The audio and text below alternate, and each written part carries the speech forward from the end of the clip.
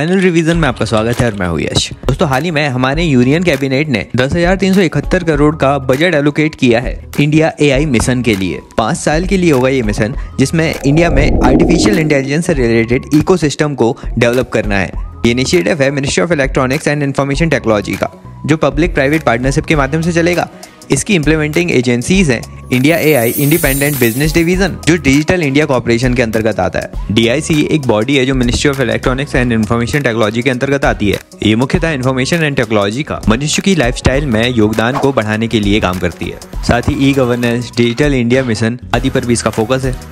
देखो, India AI mission में हमारी सरकार इंफ्रास्ट्रक्चर बना के दे रही है अलग अलग कंपोनेंट्स के साथ, ताकि आर्टिफिशियल इंटेलिजेंस के क्षेत्र में इजीली कोई भी स्टार्टअप हो या फिर कोई भी कंपनी हो आराम से काम कर सके।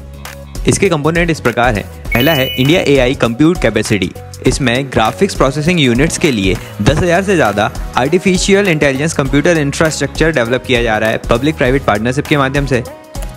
फिर artificial intelligence market place design किया जा रहा है, जो आर्टिफिशियल इंटेलिजेंस से रिलेटेड सर्विस प्रोवाइड करेगा एआई इनोवेटर्स के लिए। इसमें प्री ट्रेन्ड मॉडल्स होंगे।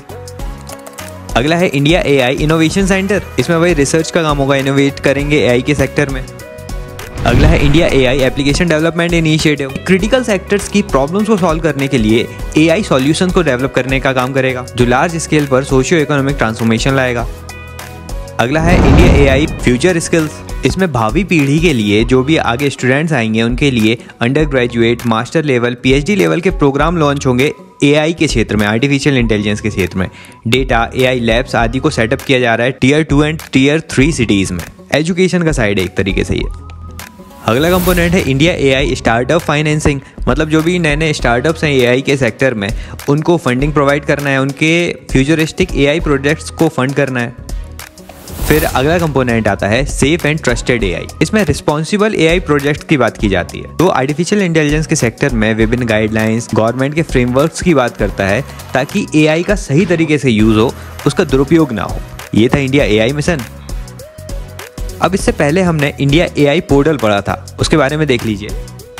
आर्टिफिशियल इंटेलिजेंस के बारे में अक्सर न्यूज़ में हम सुनते रहते हैं, तो इंडिया भी इसकी तरफ इनोवेशन अपॉर्चुनिटीज़ को बढ़ा रहा है, जिसके लिए इंडिया में ministry of electronics and information technology तथा नेशनल ई गवर्नेंस डिवीजन और साथ ही national association of software services companies NASSCOM, जो एक एनजीओ है, इन तीनों ने मिलकर एक जॉइंट वेंचर शुरू किया, जिसे नाम दिया गया India AI, India artificial intelligence.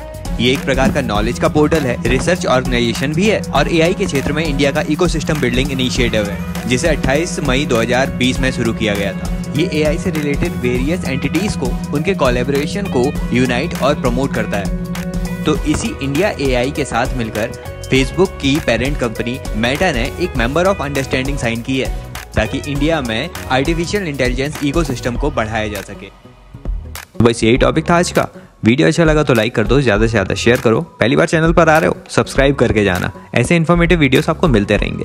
Thank you so much for listening.